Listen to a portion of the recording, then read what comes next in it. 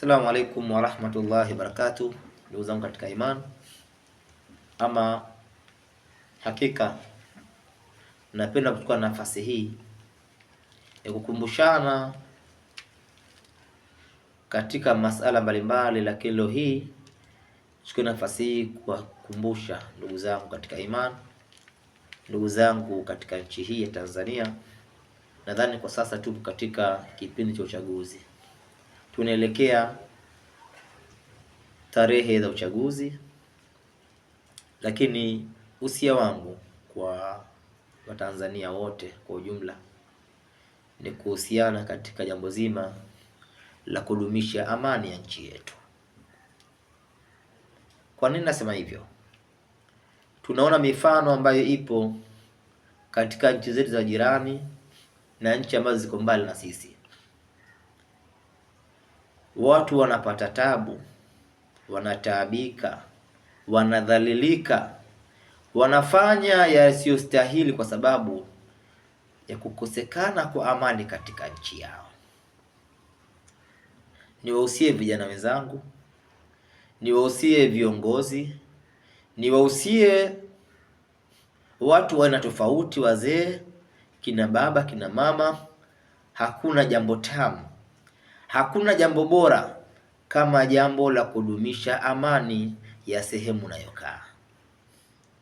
Ikiwa sehemu unapokaa hapana amani, basi hutoweza kuwa na ile hali ambayo inapelekea kuwa na amani ya roho ama amani ya nafsi. Tusiwe tunaropoka hovyo. Amani ni kitu muhimu sana. Angalia leo hii tunatembea tunavyotaka, tunakula muda wote na sauti tunayotaka kwa idhini ya Allah, tunafanya mambo yetu mbalimbali ambayo yanaendesha maisha yetu, tunakwenda tunapotaka. Ni kwa sababu tuna amani katika nchi yetu. La tusingekuwa na amani, basi ni wazi mimi na wewe leo hii tungekuwa hatufanyi mambo kwa wakati. Angalia nchi zetu za jirani za wenzetu, njaa kali, watu hawana utulivu, watu wanashindwa kufanya mambo yao kwa sababu kukosekana kwa amani ya nchi yao. Watu wanakufa, watu wanakuwa na taharuki kila wakati, ni kwa sababu ya kukosekana kwa amani ya nchi yetu.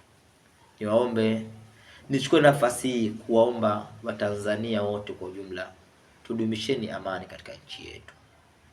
Tuepukane na vishawishi, tuepukane na vikundi ambavyo vinachochea uvunjifu wa amani katika nchi yetu. Tunaelekea wakati wa uchaguzi, basi tudumisheni amani, ili mradi amani ikiwepo na sisi tutakuwa na amani.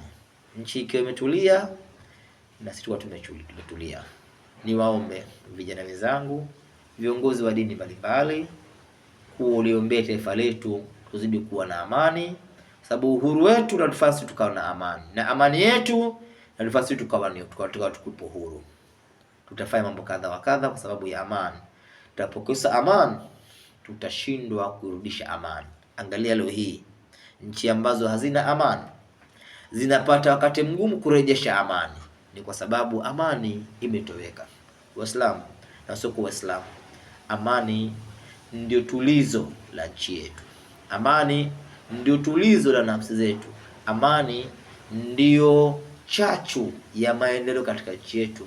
Mwenyezi Mungu Subhanahu wa Ta'ala atujalie amani katika nchi yetu.